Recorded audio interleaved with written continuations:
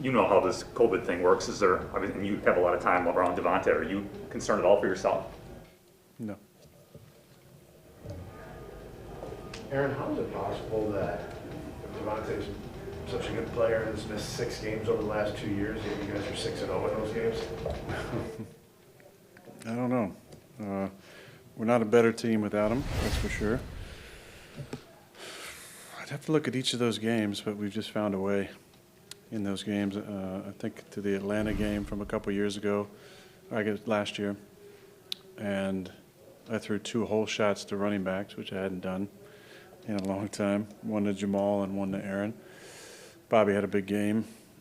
We just kind of find a way. This the Saints game the same year. I remember Allen had a real big game before getting injured later on that one. Bobby had a big game in that one and ran the ball well. So, other guys just got to step up. Does the plan have to get altered that much, or are we still running the same stuff even without? I mean, definitely gets altered for sure. He hasn't had the same type of targets as maybe the first 5 weeks, the last 2 weeks, but he's definitely a focal point of our offense. Got to find a way to get him the ball. So definitely gets altered. Having this along with a short week, how does that kind of add to the challenge? Just having not only having to adjust, but then having to adjust kind of on the fly like this. Yeah, it's one of those weeks. Luckily, we played at noon. Coaches were in here, I think, planning till late on Sunday until late yesterday.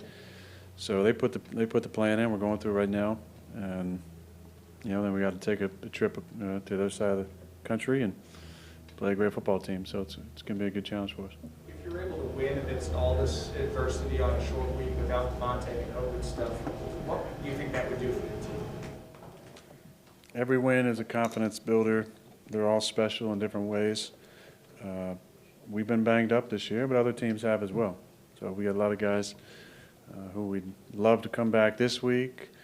Next week obviously gives them, an extra 3 days. So not sure what the status of a couple of those guys is going to be. Preston and Marquez and Dave, but it'd be great to get those guys back.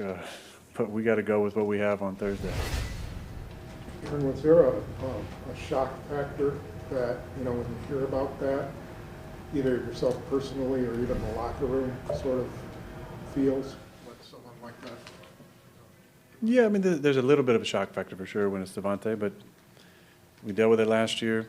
We're maybe slightly more healthy than some of the other teams as far as not having as many cases, but there have been cases here.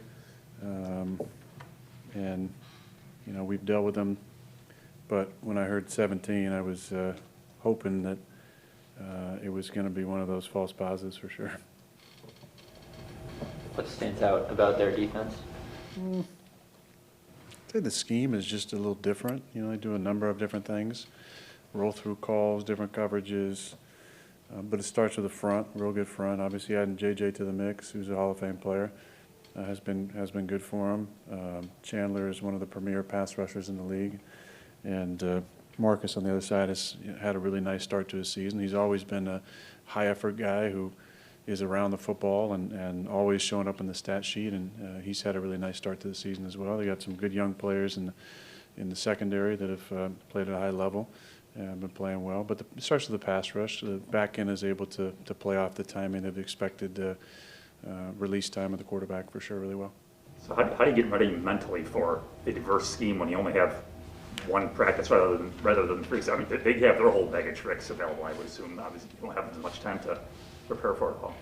Well, they got to get ready for our bag of tricks, too. We got plenty of things in the offense. We worked through a heavier plan last week, knowing that we're playing 2 games in 5 days. So we're loaded for bear, as the Big Mike used to say.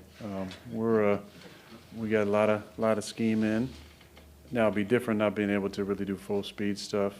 We'll do a practice Friday-ish practice tomorrow, but that'll be the only difference, not being able to get as many reps at certain things. But that's why we repped a lot of stuff last week that we held and didn't really use in the game, and knowing that it could have some carryover for this week. Hey, Aaron, with Campbell, I don't know how much you knew about him before he signed here in the summer, but when you were repping against him in training camp, could you kind of tell that there was a special guy that sort of added an insider back? Could you sort of notice that a little bit with what he brought? I always respected him as a player when he was, especially at Atlanta, we played against him. Big rangy guy who could play a number of spots, could play in line of scrimmage and rush, could cover running backs out of the backfield, good blitzer. In training camp, I think the only thing that stood out was maybe a couple weeks in, wondering why he was still running with the twos. I felt like he was, starting linebacker for us, but they obviously had to see him do certain things. The thing you love about him is his approach and his attitude. Very, very steady guy, very consistent guy. As he's made plays, that allows you the opportunity to have a greater leadership responsibility and more opportunities to speak up. I think guys have appreciated the way he's responded. I think it's a great example of guys coming in and us kind of wrapping our arms around them and making them feel as welcome as possible. I feel like we're trying to do that with Whitney as well. And really anybody that's come in here, the first goal is to make them feel as comfortable as possible. We're excited to have them. Let them feel that love and that connectedness that we have in the locker room. And once they feel that, I think they just kind of relax a little bit and start to show us their personalities and get comfortable. And that's when the confidence comes and they feel like they're a part of something special. Was there a certain point where you noticed Davante getting a little more vocal? I mean, I feel like he was making plays throughout training camp.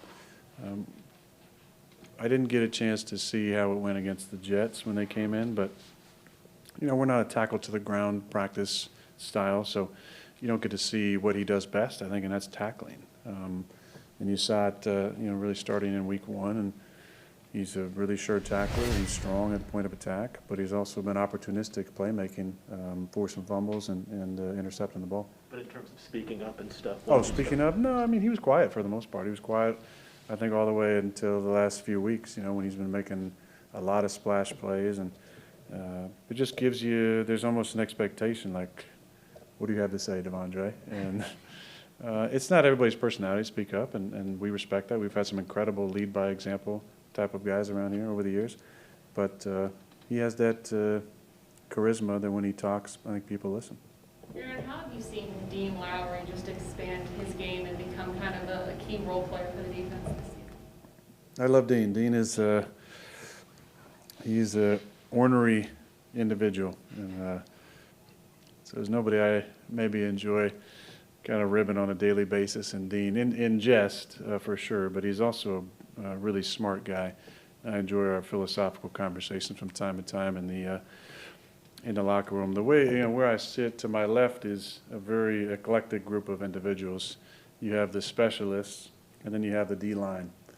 And just like the O-line, the D-line is a group of characters.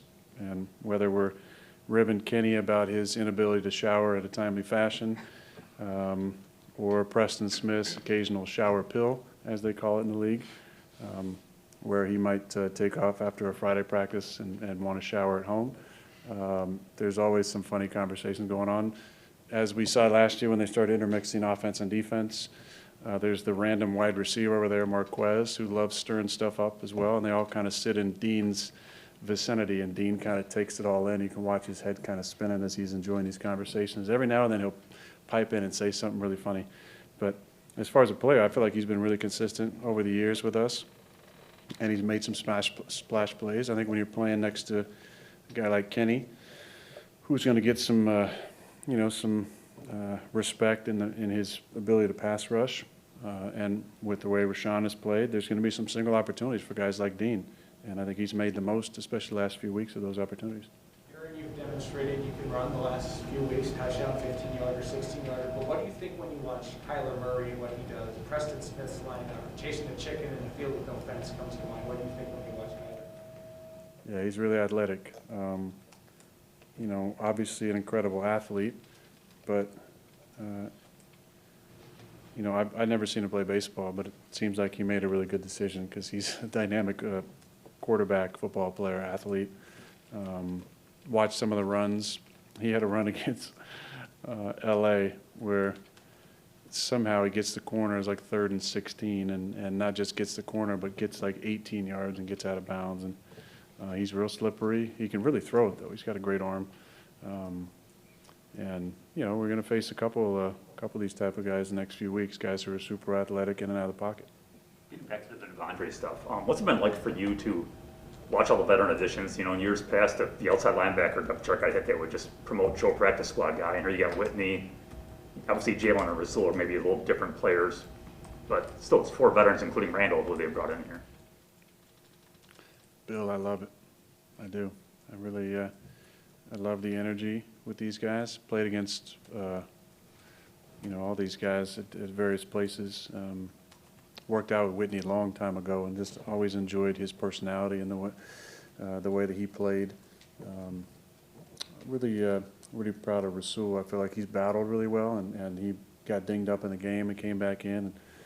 With the kind of injuries we've had, especially at a tough position like corner, to lose our preseason top 2 guys, to have him step in and play so consistent. Obviously with Stokes on the other side doing a really good job and kind of holding down that starting spot. It's been nice to see Rasul jump in and play well. But you love when you can plug in veteran players who played football at a high level in those spots. Every now and then, we've had young guys step up and kind of make a jump mid-season where we didn't expect much from them. But there's a different level of expectation and usually performance when you plug in a veteran guy into those spots. Aaron, do you have any recollection of the times, so when Davante was out during that 4-game stretch, how defenses shifted away? Did they start playing you more one high and start trying to take away Aaron Jones? Yeah, it seemed to be the 2 show kind of went away a little bit. Maybe that's part of it. We got some more one-on-ones and we won some of those matchups. Again, not sure what MVS's status is going to be for Thursday, but we have guys who can win one-on-one matchups. If we have to go with some of the young guys, there won't be any different expectations. Matt does a good job schematically with man coverage. That's why if you've seen this type of offense various places around the league, there's less people playing man coverage against it because we can create matchup issues and release pattern issues and some of those rub routes that make it a little harder to play man coverage. But without Davante, I would assume there's not someone specifically they want to double right off the bat. Aaron, I understand Davante's vaccinated, so we're not supposed to worry too much about his health. But have you talked to him? Is he okay health-wise, and is he pretty disappointed football-wise? I have talked to him. He seems to be health-wise doing okay. Obviously, he's disappointed.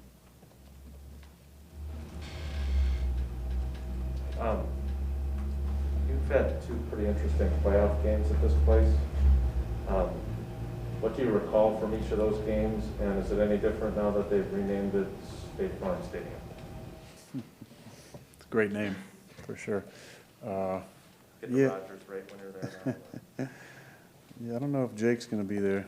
I know he's coming next week, but yeah, a couple wild ones for sure. Very different games. I threw a pick on the first play, and we fumbled on the second play, and Kurt threw 5 touchdowns and 4 incompletions. I think that was about right. And then back we came. What a great comeback that was to be a part of. Spence catching a touchdown.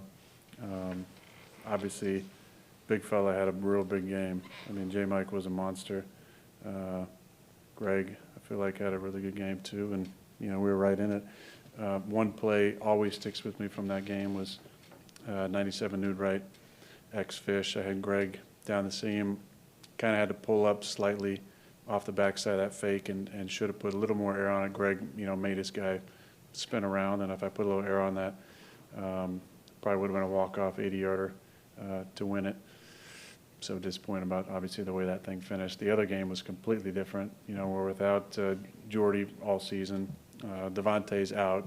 Randall, he gets his spleen in the I feel like fairly early in that game on a crazy play down the sideline.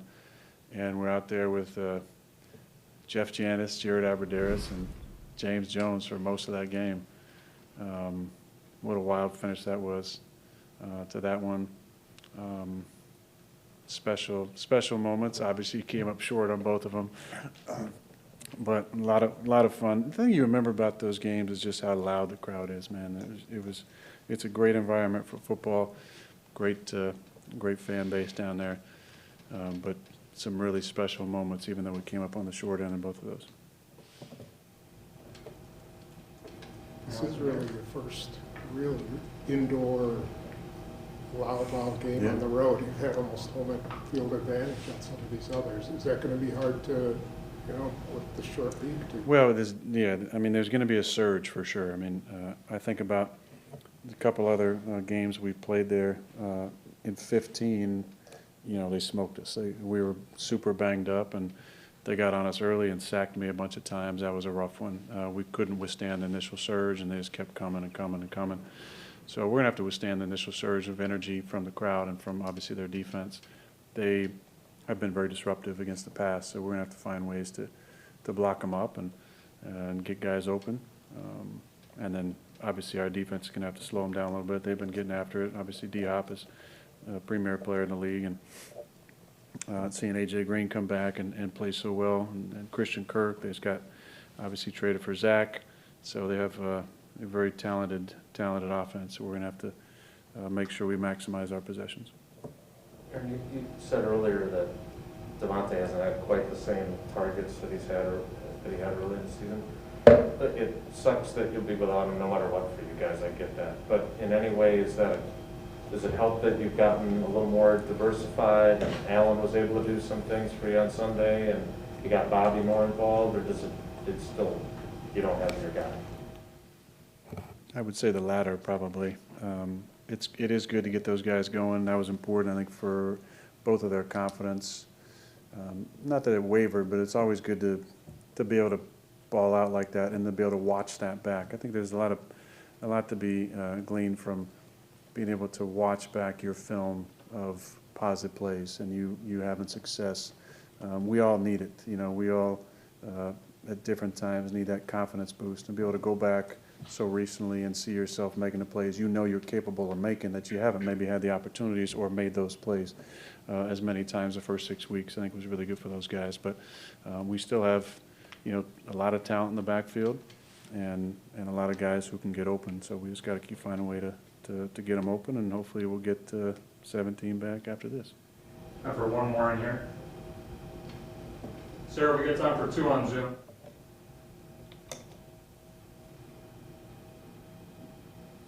Aaron, media and fans might hype this game up. I realize it's just late October. How do you look at it? Well, we're playing a great football team. They're 7-0. They've got a lot of confidence. This has those playoff-type implication games, even though it is just week 8. We're aware of that. A lot of times when you're not playing a division opponent, it comes down to tiebreakers like this. There's still a lot of football and a lot that can happen throughout the season with momentum and the way teams play. But this is an important one. It's one of those Thursday games that the league loves so much. They're tough, obviously tough on the bodies, but we're looking forward to the challenge and look forward to the 3 days off afterwards. And last one, Andy Herman. Aaron, you guys were obviously the #1 offense last year in a variety of categories. I'm sure teams spent a ton of time studying your offense. This year it seems on some of the crossers, the rollouts, the rub routes, that teams have maybe jumped those a little bit more. Have you noticed teams playing a little bit differently against you guys this season? Yeah, they've been playing a lot of too high. They're shading Davante. That's been the whole game plan, is take Davante out of the game and then play a lot of shell coverage. The shell coverage is kind of slowly seeped out to the rest of the league. That starts with what LA did last year, being the #1 defense in the league and playing a lot of two-show. Obviously, we hired Joe, who had been in LA, and you see a lot more teams daring you to run the ball a little bit more and really trying to take away your first and second options through shell coverage.